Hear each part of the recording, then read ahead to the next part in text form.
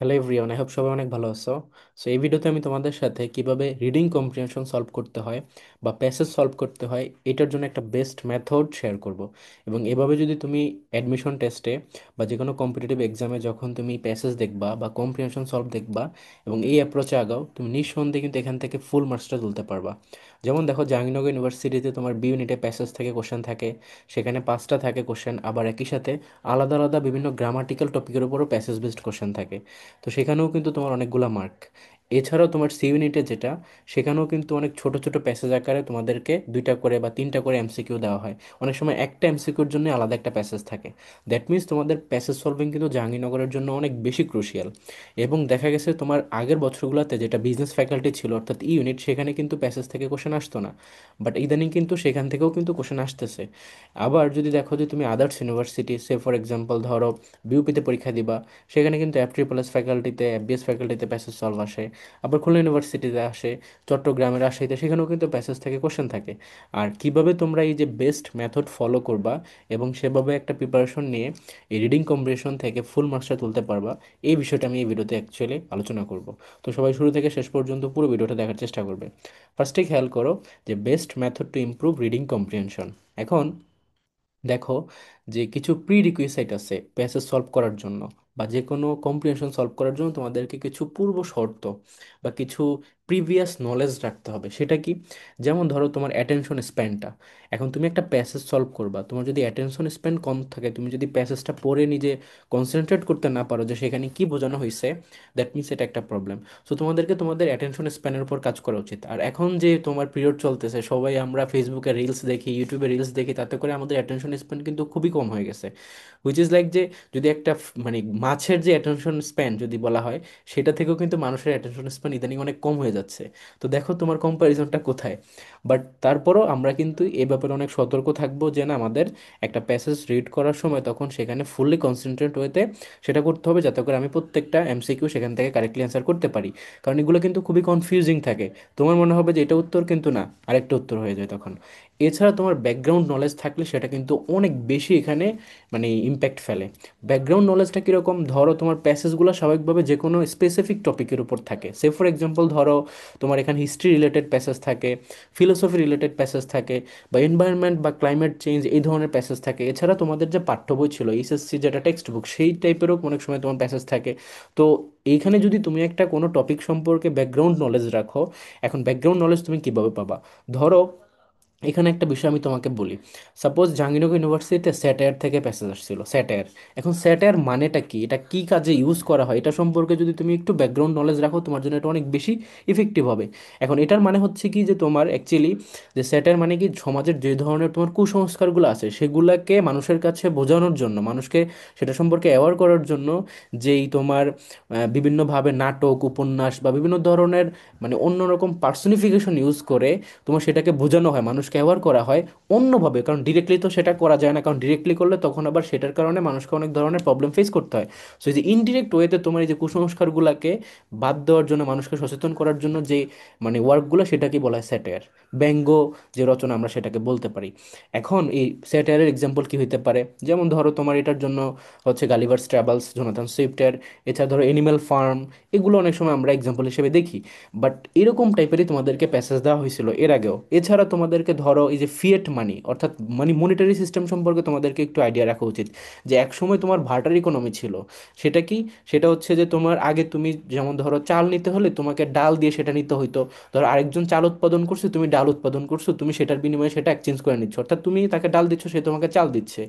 এভাবে তোমার দেখা গেছে যে মানে সব সময় লেনদেন করা মুশকিল হয়ে যায় বা ক্যারি করতে হয়, ই করতে হয়। দ্যাটস তোমার পরবর্তীতে একটা কমন মিডিয়াম হিসেবে তোমার ইউজ করা হইতো বিভিন্ন ধরনের যেমন জিনিস, সাপোজ সল্ট, এগুলাকে তোমার ওজন করার জন্য বা মাপার জন্য ইউজ করা হইতো, যে তোমার সল্ট দিয়ে মাপা হইতো।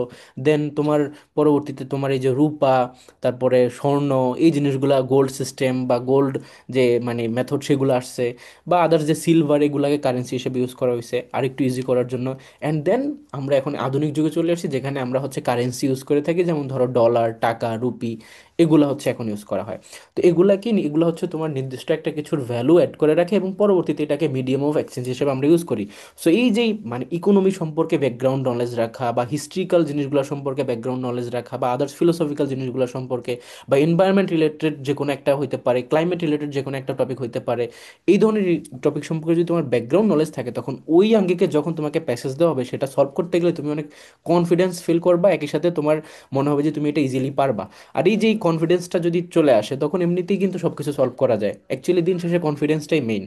সো এই জন্য আমি বলবো যে তোমরা এই ধরনের টপিকগুলো সম্পর্কে একটু ব্যাকগ্রাউন্ড নলেজ রাখবা। দেন হচ্ছে তোমার ইমপ্রুভ ইউর ভোকাবুলারি। এখন প্যাসেজ সলভ করার জন্য অ্যাকচুয়ালি যে রকেট সায়েন্স ভোকাবুলারি জানা লাগে তা না। এখানে প্যাসেজ সলভ করার জন্য তোমাকে এইটা নিজেকে জাজ করা উচিত যে অ্যাকচুয়ালি তোমাকে যদি আমি একটা গল্প লিখে দিই ইংলিশে, এখন এই গল্পের মধ্যে তো সেখানে পার্টস অফ স্পিচের সবই আছে, নাউন আছে, প্রোনাউন আছে, ভার্ব আছে, অ্যাডজেক্টিভ আছে, আর্টিকেল আছে, অ্যান্ড মেনি মোর। এখানে এখন সবগুলা কি কঠিন ভোকাবুলারি আসে? না, একটা সেন্টেন্সের মধ্যে প্রায় ধরো ওয়ার্ড থাকে 7-8টা, তার মধ্যে তুমি অলমোস্ট 6-7টাই পারো, কিন্তু একটা ওয়ার্ড থাকে যেটা তোমার কাছে একটু কঠিন মনে হতে পারে, হ্যাঁ। এখন ওইটা যদি তুমি মিনিং নাও জানো, তোমার যে দুই পাশে যে কনটেক্সট ক্লুগুলো দেওয়া আছে, অর্থাৎ তার চারপাশে যে ওয়ার্ডগুলো আছে, এই যে একটা সেন্টেন্সের যে একটা হিডেন মিনিং আছে, ওইটা দিয়ে বোঝা যায় হচ্ছে গিয়া ওই ভোকাবুলারিটার মানেটা কি।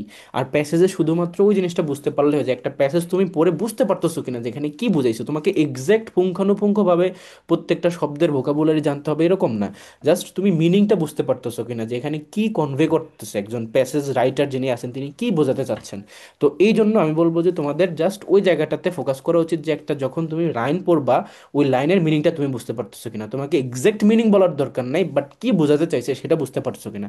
আর আই গেস যারা অ্যাডমিশন ক্যান্ডিডেট আসো তোমরা, ইন্টারমিডিয়েট কমপ্লিট করে এখন ইউনিভার্সিটি বা টার্সিয়ারি লেভেলে ঢুকতেছো, দ্যাট মিন্স তোমাদের কিন্তু এই লেভেলের নলেজ অবশ্যই আছে। তুমি একটা সেন্টেন্স পরে ইজিলি বুঝতে পারবো যে অ্যাকচুয়ালি এখানে কি বোঝাতে চাইছে নাও।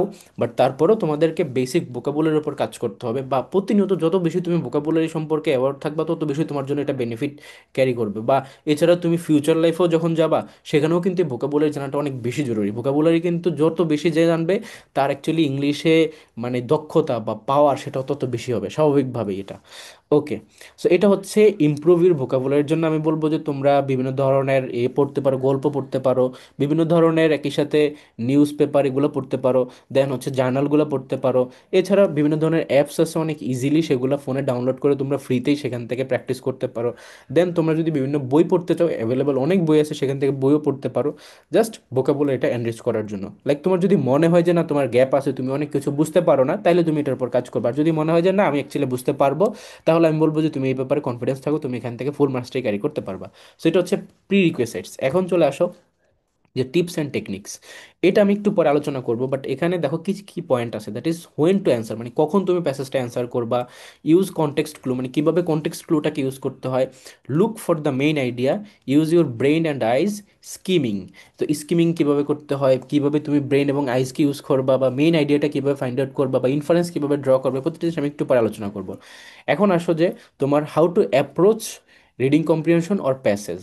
এখন এটার জন্য দুইটা অ্যাপ্রোচ আছে, একটা হচ্ছে তোমার পিকিউ অ্যাপ্রোচ, আর একটা হচ্ছে তোমার কিউপি অ্যাপ্রোচ। এখানে পিকিউ মানে হচ্ছে at first passage then question, and QP মানে হচ্ছে at first question then passage. এখন তোমরাই বলো তো দেখি, কোন প্যাসেজ মানে কোন অ্যাপ্রোচ আছে তোমরা আগলে খুব তাড়াতাড়ি বা খুব ভালো একটা ইফেক্টিভ রেজাল্ট আসবে? তোমরা বলো আগে প্যাসেজ পড়বা না কোশ্চেন পড়বা? অফকোর্স আগে তোমাদেরকে কম্পিটিটিভ এক্সামে কোশ্চেন এবং দেন হচ্ছে প্যাসেজ, এই অ্যাপ্রোচে আগাইতে হবে, কিউপি অ্যাপ্রোচে আগাইতে হবে। এটার কারণ কি? কারণ হচ্ছে দেখো তোমাদেরকে কিন্তু খুবই লিমিটেড টাইম দেওয়া হয়। ধরো একটা প্যাসেজ দেওয়া হলো তোমাকে, তুমি সেটা সলভ করতেছো। অফকোর্স সেটা সলভ করতে গিয়ে তোমার কাছে এটা মনে হবে যে তুমি আগে প্যাসেজটা পড়ো, কিন্তু এটা করা যাবে না। সাপোজ তুমি ধরো করলা বাই এনি চান্স, তুমি প্যাসেজটা একবার পড়লা খুব মনোযোগ সহকারে, দেন তুমি তারপর কোশ্চেন পড়া শুরু করছো। এখন কোশ্চেন পড়ে মনে হবে যে কি কি জানতে চাইলো, এই বিষয়ে জানতে চাইলো। এখন তোমার কাছে মনে হবে যে তুমি এর আগে যে প্যাসেজটা পড়ছো ওইটা পুরোটাই জাস্ট টাইম ওয়েস্ট হয়েছে, কারণ তুমি দিন শেষে আবার ওইখানে প্যাসেজে ব্যাক করতে হবে, আবার পুরোটা পড়তে হবে ওই প্রত্যেকটা কোশ্চেন অ্যান্সার করার জন্য। দ্যাট মিনস তুমি যে আগে একবার প্যাসেজটা পড়লে এটার কোনো মানে এটার কোনো ভ্যালুই রইলো না। ঠিক আছে, এটা পুরোটা ভেন শুধু টাইম ওয়েস্ট হলো, তুমি কম্পিটিটিভ এক্সামে পিছিয়ে গেল অন্যান্য স্টুডেন্টের কাছে, কারণ এখানে প্রতিটা সেকেন্ড অনেক বেশি মূল্যবান। দ্যাটস ওয়াই তোমাদেরকে কিউপি অ্যাপ্রোচে আগাইতে হবে, হুইচ মিনস তোমাকে আগে কোশ্চেনগুলো পড়তে হবে যে কি কি জানতে চাইছে, এবং খুব মনোযোগ সহকারে তোমাকে এটা মাথায় রাখতে হবে যে এই বিষয়গুলো জানতে চাইছে। এখন প্যাসেজের মধ্যে তো অনেক কিছু দেওয়া আছে, কোশ্চেন যেখান থেকে করা হয়েছে সেটা কি ফুল প্যাসেজ থেকে করা হয়েছে না, ওইখানে কিছু কিছু জায়গা থেকে কোশ্চেনগুলো দেওয়া হয়েছে। তো তোমাকে ওই কিছু কিছু জায়গাটাকে ফাইন্ড আউট করে বের করতে হবে, এবং তোমাকে ওইখানে একটু মার্ক করে রাখতে পারো, একটা তুমি মানে ফোঁটা দিয়ে রাখতে পারো, একটা দাগ দিয়ে রাখতে পারো যে এই লাইন থেকে একটা অ্যান্সার বের হবে, এই ওয়ার্ড থেকে একটা অ্যান্সার বের হবে, এই দুইটা লাইন থেকে একটা অ্যান্সার বের হবে, এই টাইমিংটা থেকে এটা বের হবে। সো দেন তুমি হচ্ছে ওইটা মানে বের করে ফেলে পরবর্তীতে মনোযোগ সহকারে ওটাকে আরও একটু ডিপ লেভেলে স্টাডি করে তুমি সেখান থেকে প্রত্যেকটা অ্যান্সার বের করতে পারো। দ্যাট মিনস পারফেক্ট অ্যাপ্রোচ হচ্ছে কিউপি অ্যাপ্রোচ। ওকে, এখন চলে আসো যে কি কি টাইপসের কোশ্চেন থাকে। সো প্রথমেই যেই টাইপের কোশ্চেন থাকে দ্যাট ইজ গিভেন স্টেটমেন্ট অনুযায়ী তোমার এটার একটা সুইটেবল টাইটেল চুজ করতে হবে, এটা একটা কোশ্চেন। আরেকটা হচ্ছে তোমার থাকে যে হচ্ছে যে স্টেটমেন্ট দেওয়া আছে সেটার উপর ভিত্তি করে কোনটি ট্রু অথবা কোনটি ফলস এই ধরনের কোশ্চেন থাকে।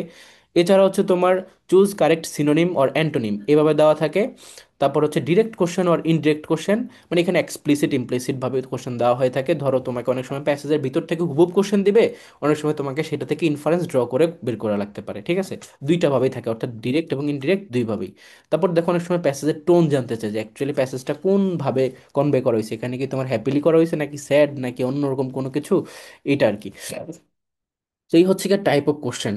এখন এখানে আমি একটু তোমাদেরকে ইলাবোরেটলি বোঝাতে চাচ্ছি। দেখো যখন তোমাকে প্যাসেজের স্টেটমেন্ট থেকে একটা টাইটেল চুজ করতে বলবে এবং তুমি সেটার দিকে আগাবা যে কিভাবে তুমি টাইটেলগুলো দেখবা, অবশ্যই তুমি একটা জিনিস খেয়াল করবা যে সেখানে ABCD, এই যে চারটা অপশন, এই চারটা অপশনের মধ্যে দেখবা যে প্রত্যেকটাই তোমার কাছে কারেক্ট অ্যান্সার মনে হবে, এবং তার মধ্যে দুইটা অপশন এরকম মনে হবে যে এই দুইটাই কিন্তু বেস্ট এখানে মিলে। বাট আমি তোমাকে এখানে একটা জিনিস খেয়াল রাখতে বলবো যে প্যাসেজ যেভাবে দেওয়া থাকে তোমাকে ঠিক ততটুকুই থিঙ্ক করতে হবে, তার থেকে একটু বেশিও না একটু কমও না।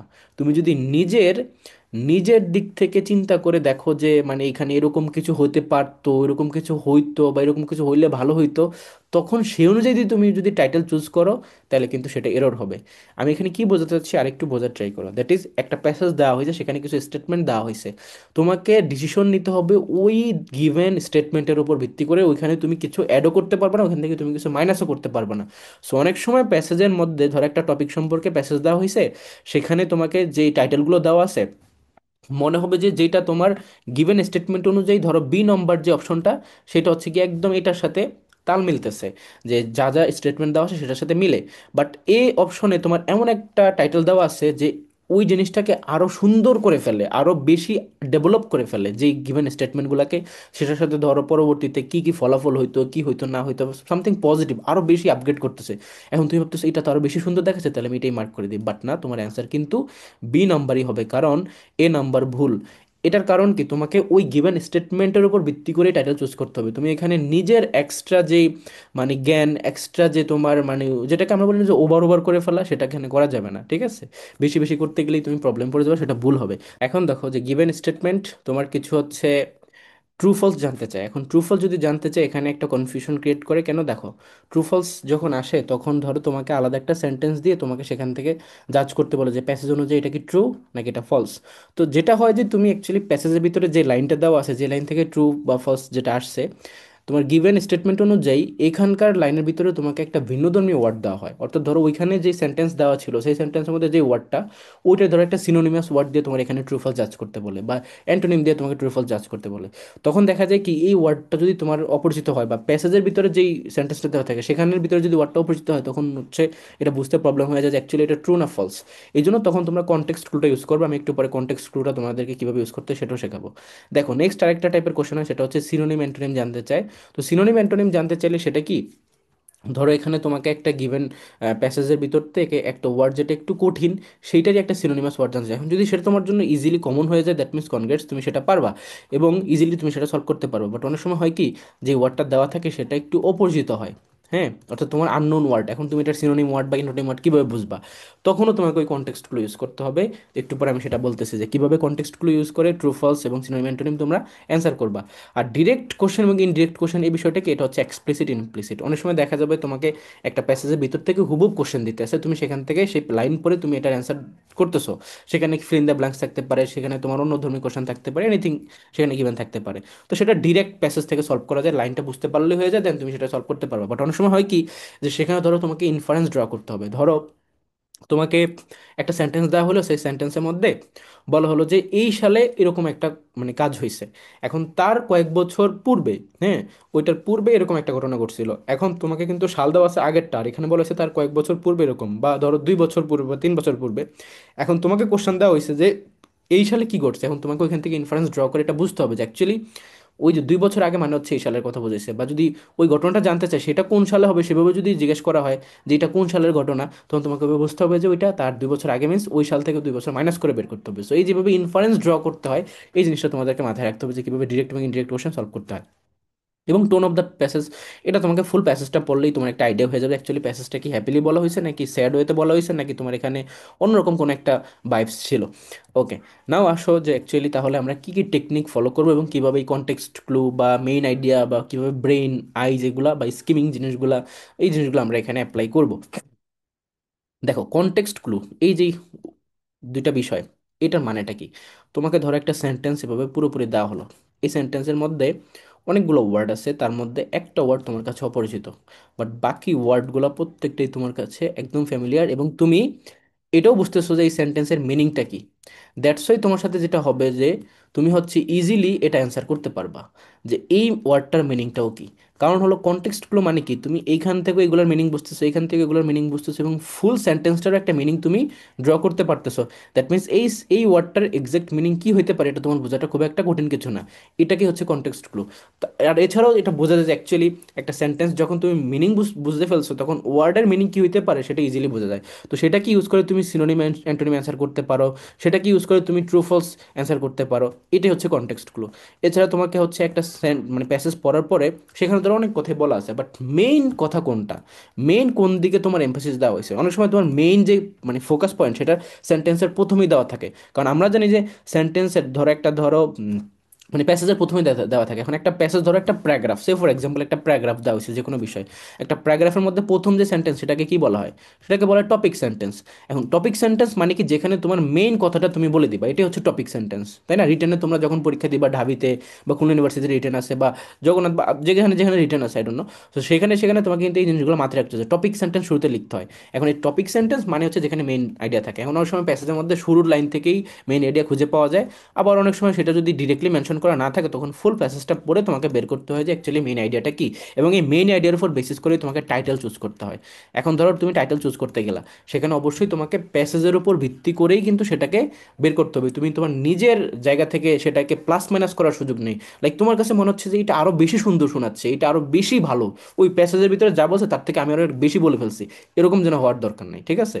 B to the point, to the পয়েন্টে তোমাকে অ্যান্সার করতে হবে, ঠিক আছে? এখন চলে আসো যে ইউজ ইউর ব্রেইন অ্যান্ড আইজ। এইখানে তোমাকে খেয়াল রাখতে হবে মানে প্রত্যেকটা ওয়ার্ড তুমি যে দেখতেছো, প্যাসেজটা পড়তেছো, চোখ কান খোলা রেখে দেখতে হবে। অনেক সময় হয় কি তোমরা প্যাসেজ পড়ো পড়ো এবং ওখানে যে একটা জিনিস অল্টারনেটিভ বুঝাইছে বা সিনোনিম বুঝাইছে না অ্যান্টোনিম বুঝাইছে, নাকি পজিটিভ না নেগেটিভ, এটা তোমরা অনেক সময় কনফিউজড হয়ে যাও।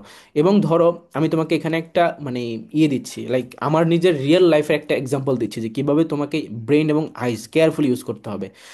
দ্যাট ইজ ধরো আমি আমি যখন জাহাঙ্গীরনগর ইউনিভার্সিটিতে আমাদের ধরো ইয়ে হয় ফাইনাল পরীক্ষা হয়, তখন তার আগে কিছু টিউটোরিয়াল হয়।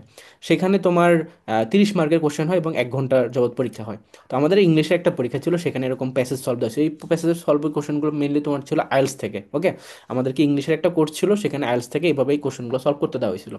তো ওইখানে আমার মনে আছে যে মানে ফুড রিলেটেড একটা প্যাসেজ ছিল, ঠিক আছে, ফুড, জাঙ্ক ফুড, এই ধরনের ফুড রিলেটেড। তো সেখানে জাঙ্ক ফুডের ফলে যে ধরনের প্রবলেম আমরা ফেস করি সেগুলোর কথা বলা হয়েছিল।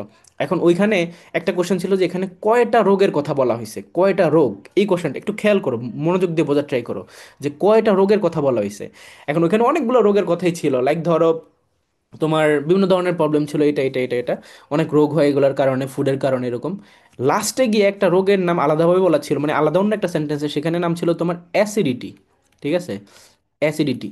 এখন আমার এক ফ্রেন্ড করছে কি, যে সে ওখানে ধরো তোমার আলাদা 3টা রোগের কথা বলা ছিল আর অন্য একটা জায়গায় অ্যাসিডিটি ছিল। এখন কোশ্চেন কি, কোশ্চেন হচ্ছে যে টোটাল প্যাসেজের মধ্যে রোগের কথা কয়টা বলা হয়েছে। এখন ওখানে দেখতেছে অ্যাকচুয়ালি কমা দিয়ে 3টা রোগের কথা হচ্ছে, ও ডিরেক্টলি 3টা অ্যান্সার করে বের হয়ে গেছে। পরবর্তীতে আমরা ওই প্যাসেজ খুঁজে বের করছি যে আইএলটিএস কোশ্চেন থেকে আসছে, এটার অ্যান্সার কি, এটার অ্যান্সার 4।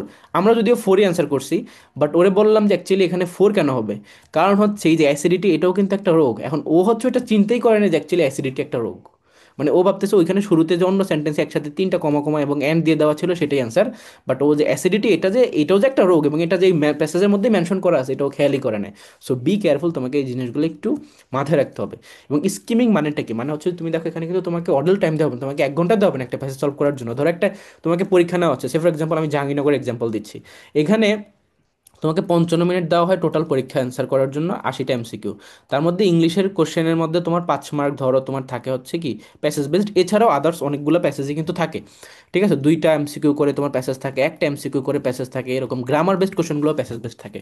তো ফাইন, তুমি ধরো এখানে স্কিমিং করতে হবে, তোমাকে এই স্কিমিং মানেটা কি, তোমাকে মেন জিসটাকে বের করে নিয়ে আসতে হবে ইন ব্রিফ, যে তোমার এখানে কি বোঝাতে চাইছে। এটাকে বের করার জন্য তোমাকে কি করতে হয়, তোমাকে হচ্ছে যে অ্যাকচুয়ালি শুরু থেকে শেষ পর্যন্ত পুরো প্যাসেজটাকে মনোযোগ সহকারে পড়তে হয় এবং তোমার আগে থেকে এটা বোঝা উচিত যে অ্যাকচুয়ালি কীভাবে কোশ্চেনগুলো জানতে চাইছে, সেটার উপর ভিত্তি করে তুমি সেখান থেকে অনেক দ্রুতই অ্যান্সারগুলো করতে পারো। এটা কি বলা হয় স্কিম, মানে অল্প সময় যখন তুমি পুরো জিনিসটাকে তাড়াতাড়ি করতে পারো। ঠিক আছে, এবং এখানে তুমি হচ্ছে যদি বাই এনি চান্স কোনো একটা সেন্টেন্সের ধরো বুঝতে পারতেছো না যে কি বোঝাতে চাইছে, তখন তোমাকে কি ওয়ার্ড বাই ওয়ার্ড মিনিংগুলো খুঁজে বের করতে হবে, then whole sentence wise meaning বের করতে হবে, দেন দুইটাকে ম্যাচ করে একটা মিনিং বের করতে হবে। এভাবে করলে আলটিমেটলি তোমার ওই মিনিংটা বের হয়েই যাবে যে অ্যাকচুয়ালি কি বোঝাতে চাইছে। তো কারো যদি এখানে ভোকাবুলারিতে উইকনেস থাকে তুমি সেটাকে সেভাবেও প্র্যাকটিক্যালি সলভ করতে পারো। এখন আসো যে তাহলে হোয়েন টু অ্যান্সার, কখন এটা অ্যান্সার করবো। তো মনে রাখবা, তোমাকে তো একটা কম্পিটিটিভ এক্সামের জন্য আমি এখানে ধরো আমাদের ব্যাচে আমরা পড়াচ্ছি, পাশাপাশি তুমি সামনে জাহাঙ্গীরনগর ইউনিভার্সিটিতে পরীক্ষা দিবা, তারপর তোমার ধরো বিউপিতে পরীক্ষা আছে, তোমার ধরো খুলনা ইউনিভার্সিটির পরীক্ষা আছে, রাজশাহী ইউনিভার্সিটি, চট্টগ্রাম ইউনিভার্সিটি, সব জায়গায় তুমি পরীক্ষা দিবা। এখন প্যাসেজ সলভ তো থাকবে। সো প্যাসেজ সলভ যখন থাকবে তুমি এটা কখন অ্যান্সার করবা, ধরো তুমি যদি পরীক্ষা দাও সেখানে তোমার বাংলা থেকে কোশ্চেন থাকে, ইংলিশ থেকে কোশ্চেন থাকে, জিকে বেসড কোশ্চেন থাকে, ম্যাথ থাকে, তারপরে আইকিউ থাকে। এই ওভারঅল এই 5টা সাবজেক্টই মেন, এর বাইরে কোনো সাবজেক্ট থাকে না। অনেক সময় তোমার আইসিটিও থাকে কিছু কিছু জায়গায়, বাট এটা নেগলিজিবল, কারণ সব জায়গায় থাকে না। সো তোমাকে এটা মাথায় রাখতে হবে যে তোমাকে শুরুতে অ্যান্সার করা উচিত জিকে দিয়ে। দ্যাট মিনস জিকেটা খুব দ্রুত অ্যান্সার করা যায়, এখানে কোনো চিন্তা ভাবনার কাজ নেই, তুমি অনেক টাইম এখান থেকে সেভ করতে পারবা। এইটার পরে তুমি হচ্ছে বাংলাতে আসা উচিত, কারণ এখানেও সেম ডিরেক্টলি অ্যান্সার করা যায়, এখান থেকেও টাইম সেভ করা যায়। দেন তোমার আসা উচিত ইংলিশের যে গ্রামাটিক্যাল এবং ভোকেব বেসড কোশ্চেনগুলো, সেগুলা সেগুলো সলভ করার পরে তুমি হচ্ছে গিয়া চলে আসবা ম্যাথ এবং আইকিউতে। ম্যাথ আইকিউ সলভ করা শেষ, দেন তোমাকে ব্যাক করা উচিত অ্যাকচুয়ালি প্যাসেজ সলভে আবার। মানে প্যাসেজ তো ইংলিশের মধ্যেই থাকবে, এটাকে বাদ দিয়ে তোমাকে এই যে দেখো শুরুতে জিকে, তারপরে বাংলা, তারপরে ইংলিশের গ্রামার এবং এগুলা, দেন হচ্ছে গিয়া ম্যাথ আইকিউ, দেন ফাইনালি আবার হচ্ছে তোমাকে এখানে প্যাসেজ সলভ করতে আসা উচিত। তো এই হচ্ছে গিয়ে অ্যাকচুয়ালি তোমার যেটা করা উচিত, এটা করলে তুমি বেস্ট একটা পরীক্ষা দিয়ে আসতে পারবে। কারণ আগে যদি প্যাসেজ করতে যাও, হতে পারে যে 5টা এমসিকিউ সলভ করার জন্য তোমার টাইম লেগে গেল হচ্ছে গিয়ে 5 এমসিকিউর জন্য কত, 10 মিনিটস প্লাস, 10 মিনিটেরও বেশি সময় লেগে যেতে পারে। তো যদি এটা হয়, তুমি পরবর্তীতে জিকে কখন শেষ করবা, ম্যাথ আইকিউ কখন শেষ করবা, বাকি বাংলা কোশ্চেন কখন শেষ করবা। তো এই জন্য এটা করা যাবে না। যেটা করতে হবে যে জিকে ধরো তোমার আসছে হচ্ছে সে ফর এক্সাম্পল 20টা, তুমি জিকে অ্যান্সার করতে আজ সময় লাগবে 7-8 মিনিট। এই 7-8 মিনিটের পর বাকি যে 12 মিনিট থাকে না, এই যে প্লাস 12 মিনিট, এইটাকেই তুমি যখন এখানে এসে ইনপুট দিতে পারবা, এই যে টাইম অন্য জায়গা থেকে সেভ করে নিয়ে এসে এখানে দিতে হবে। সো এই হচ্ছে গিয়ে অ্যাকচুয়ালি তোমাদের প্যাসেজের ক্ষেত্রে করণীয়। তো আই গেস আমি তোমাদেরকে অ্যাকচুয়ালি বেস্ট একটা মেথোডোলজি তোমাদেরকে শেখাতে পারছি যে অ্যাকচুয়ালি কীভাবে রিডিং কম্প্রিহেনশন বা প্যাসেজ সলভ অতি দ্রুত তুমি করতে পারো এবং কম্পিটিটিভ এক্সামে যখন এগুলো আসে তুমি সেখান থেকে ফুললি অ্যান্সার করতে পারো।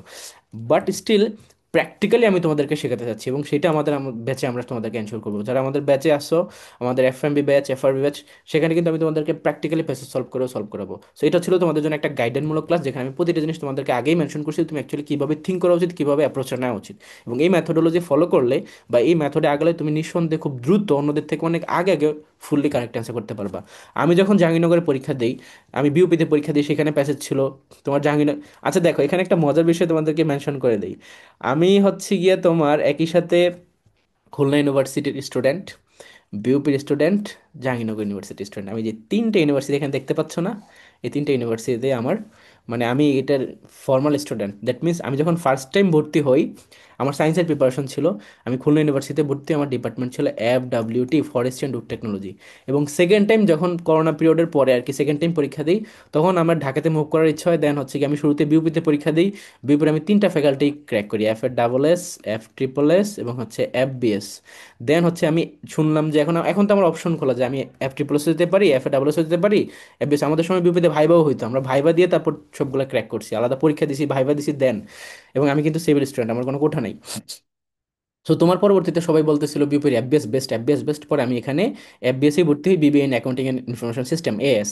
অ্যান্ড দেন আমি হচ্ছে সায়েন্স থেকে হঠাৎ করে এই যে তোমার কমার্সে গিয়ে আমার কাছে খুবই অড লাগতেছিল, আমি এটার সাথে খুব একটা মানে তাল মেলাতে পারতেছিলাম না। আমার কাছে মনে হচ্ছিল যে আমি অন্য ডিপার্টমেন্টে গেলে বেটার। এখন অলরেডি আমি সায়েন্স ত্যাগ করে ফেলছি, আমি এখন বিজনেসেও দেখো চলে আসছি, লাইক আমার বিজনেসও ভালো লাগতেছে না। জাহাঙ্গীরনগরের পরীক্ষা দিই, জাহাঙ্গীরনগর আমি আইবিএ ক্র্যাক করি, আমি হচ্ছে বি ইউনিটে টপ করি, তারপর তোমার সি ইউনিটেও আমার টপ পজিশন। এখন হচ্ছে আমাদের সময় আবার এফ ইউনিট ছিল আলাদা ল এর জন্য, সেখানেও কিন্তু। তো দেখো, এখন তো ল ইউনিট সি এর মধ্যে। এখন হচ্ছে আমি চিন্তা করলাম যে আমার ল এমনিতে মানে অতটা আগ্রহ ছিল না, কারণ ওইখানে একটু মুখস্থ টাইপের পড়াশোনা, দ্যাটস ওয়াই আমার টার্গেট ছিল যে এখন আমি কি আইবিএতে যাব নাকি হচ্ছে বি ইউনিটে যাব। সো অলরেডি আমি বিবিএতে আছি, আমার বিবিএর পড়াশোনা ভালো লাগতেছিল না, দ্যাটস আমি পরবর্তী জাহাঙ্গীরনগর বি ইউনিটের টপ সাবজেক্ট যেটা ইকোনমিক্সে চলে আসছি। আমার কিছু সিনিয়র ভাইও ছিল যারা মানে বলতেছিল যে তুমি ইকোনমিক্সে আসো, এটাতে আসো। তো পরিচিত থাকার কারণে সব কিছু মিলে আমি এখানে চলে আসছি। আর আলহামদুলিল্লাহ এটা আমার লাইফে একটা বেস্ট ডিসিশন, কারণ জাহাঙ্গীরনগর এখানে আসার পরে ইকোনমিক্সে আসার পরে আমার, এটা কেন বলতেছি, কারণ তুমি 4 বছর অনার্সে পড়াশোনা করবা, তোমার লাইফে কিন্তু সেই সাবজেক্টটা ম্যাটার করে। তুমি যদি সাবজেক্টের প্রতি ভালো লাগা না থাকে, তুমি অ্যাকচুয়ালি ভালো করতে পারবে না। তোমার ধরো পছন্দ লতে পড়ার, তার মানে তোমাকে ওইখানে যাওয়া উচিত, কারণ তুমি তখন দেখবা যে অটোমেটিক্যালি রেজাল্ট ভালো হবে। আমার ফার্স্ট ইয়ারের সিজিপি আলহামদুলিল্লাহ 3.96, সেকেন্ড ইয়ার 3.90, থার্ড ইয়ার গেলে এখন ফোর্থ ইয়ার দিচ্ছি, সো দ্যাটস এই, এগুলোও কিন্তু ভালো আসবে ইনশাল্লাহ। তো দেখো, দ্যাট মিনস কি আমি কি খুব পড়াশোনা করি 24 ঘন্টা? আমি কিন্তু 24/7 আমার স্টুডেন্টদের জন্য থাকি, আমি অ্যাডমিশন স্টুডেন্ট নিয়ে ফুললি ডেডিকেটেড, এটা আমার প্যাশন। আমার নিজের 110% স্টুডেন্টদেরকে পড়াই। জাহাঙ্গীরনগর বলো, বিউপি বলো, রাজশাহী বলো, প্রত্যেকটা জায়গায় টপ টপ ডিপার্টমেন্টগুলোতে আমার স্টুডেন্টগুলো আছে। জাহাঙ্গীরনগরের প্রতিটা ফ্যাকাল্টি, তোমার FA, অর্থাৎ তোমার আর্টস যেটা সেটা, বা সোশ্যাল সায়েন্স ফ্যাকাল্টি, বা এফবিএস ফ্যাকাল্টি, মানে B unit, C unit, unit IBA, প্রতিটা ডিপার্টমেন্টে, ইকোনমিক্সে তো কয়েকজন কয়েকজন করে তোমার এক একটা ব্যাচে চান্স পায়। তারপর তোমার ইউআরপিতে, পাবলিক এডে, আদার সাবজেক্টগুলোতে, লতে, ইংলিশে, তুমি যাও, তুমি এখন যাও ভবনগুলোর সামনে, তো দেখবে যে আমার স্টুডেন্ট। বিউপিতে যাও, সেখানে আমার স্টুডেন্ট।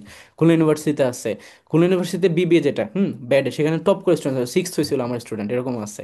তারপর তোমার এই যে রাজশাহীতে, তারপর চট্টগ্রামে, সব জায়গায় চট্টগ্রামের লতে তো কয়েকজন করে চান্স, যারা চট্টগ্রামে লতে চান্স তারপর জাবিতেও টপ করছে।